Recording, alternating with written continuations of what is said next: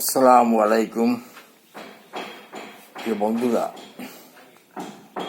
আমাদের বাংলাদেশ খনিজ সম্পদের উপর ভাসছে। শুধু খনিজ সম্পদ নয়, এই বাংলাদেশে অনেক সম্পদ রয়েছে। বালির মধ্যেও পাওয়া যাচ্ছে অনেক ইউরেনিয়াম পদার্থ। আমরা সমুদ্রের যে জলসীমা পেয়েছি তার তলদেশে রয়েছে অসংখ্য খনিজ সম্পদ, তেলের খনি, বিভিন্ন খনিজ সম্পদ। কয়লার খনি ইতিমধ্যে পাওয়া গিয়েছে। অনেক আগে হরিপুরে এরশাদের সময় সেই তেলের খনি পাওয়া গেছিল, সে তার বন্ধ করা হয়েছে। এসব খনিজ সম্পদ উত্তোলন হলে এদেশ আরব দেশের মতো একটি দেশ হবে, তাতে কোনো সন্দেহের অবকাশ নেই।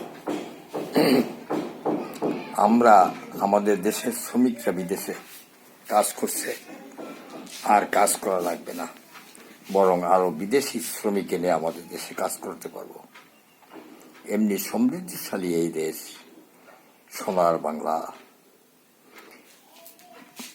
কিন্তু আমি অনেক আগে একটি বই পড়েছিলাম, জলে মুসাফির, কবি জসিমউদ্দিনের লেখা। কবি জসিমউদ্দিন একবার আরব দেশে গিয়েছিলেন। সেখানে দেখতে পেলেন যে আমেরিকার সঙ্গে এমনভাবে তেল উত্তোলনের জন্য, খনিজ সম্পদ উত্তোলনের জন্য আরব সরকার চুক্তি করেছিল।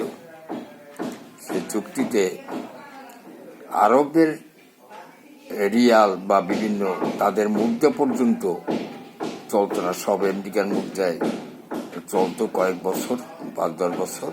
তারপর যখন তারা সে চুক্তি অনুযায়ী সমস্ত খনিজ সম্পদ ছেড়ে দিল, তখন অল্প সময়ের মধ্যে সেই আরব দেশ, গরিব দেশ ছিল, তা একদম সমৃদ্ধ ধনী দেশে পরিণত হয়েছে। আমাদের দেশেও সেরকম বিদেশিদের সঙ্গে চুক্তি না করলে কোনো কিছু উত্তোলন করা সম্ভব নয়। এদেশের বিদেশিদের সঙ্গে সেভাবে চুক্তি করে, এখন তো আর সেই সব কিছু বিকিয়ে দিয়ে চুক্তি নয়। চুক্তি থাকবে যে তারা একটা মেয়াদের মধ্যে 2-5 বছরের ভিতরে কাজ করে সেই তেলের মানে খনিজ যে ব্যয় করবে, সে ব্যয় উঠেই নেবে, তারপর আমাদের ছেড়ে দেবে। আমরা সেগুলো দিয়ে আমাদের দেশকে সমৃদ্ধ করতে পারব। তাই আবার দেখতে পাচ্ছি যে এখন চট্টগ্রাম বন্দর বিদেশিদের সঙ্গে চুক্তি হচ্ছে। এটাও কিন্তু একটা ভালো দিক। অনেকে ভাবতেছে, তবে হ্যাঁ, এই চুক্তি দেশকে বিকিয়ে দিয়ে নয়। এই চুক্তি থাকবে বাংলাদেশের সঙ্গে এমনভাবে শক্ত চুক্তি, যাতে কোনো রকম বিদেশিরা এদেশে জেঁকে বসতে না পারে ইংরেজদের মতো। সেভাবে চুক্তিবদ্ধ হলে এই টার্মিনাল উন্নত হবে, দেশের খনিজ সম্পদগুলো উত্তোলন করতে পারবে। তারা তেল উত্তোলনের পরে আমাদের খনিজ সম্পদ ছেড়ে দেবে, এবং আরব দেশের মতো আমরাও হতে পারবো সমৃদ্ধশালী দেশ। তাই সরকার যখনই কোনো দেশকে চুক্তিবদ্ধ করবেন, যাতে আমাদের দেশের সার্বভৌমত্ব যাতে নষ্ট না হয়, সেভাবে সব চুক্তিবদ্ধ হতে হবে। তাহলে এই দেশ উন্নত হতে পারবে, এদেশ হবে সমৃদ্ধশালী বাংলাদেশ।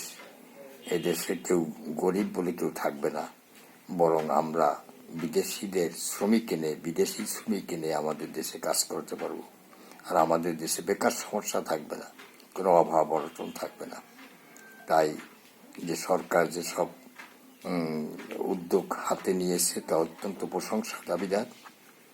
এগুলোকে যাতে শক্ত চুক্তির মাধ্যমে গৃহীত হয়, সেদিকে আমাদের দেশবাসী লক্ষ্য রাখতে হবে। তাহলেই আমাদের দেশ উন্নত সমৃদ্ধ দেশ হবে। আমরা সবাই দেশের নাগরিক উন্নয়ন কামনা করি। আমাদের যুব সমাজ, আগামী প্রজন্ম আমাদের দেশকে সমৃদ্ধির পথে এগিয়ে নিয়ে যাবে, এটাই আমার একান্ত প্রত্যাশা। আমি একজন ক্ষুদ্র কবি, আবু আহমেদ শিকদার। ধন্যবাদ। সবাই সুস্থ থাকুন, ভালো থাকুন। আসসালামু আলাইকুম রহমতুল্লাহ বারকাতুহু।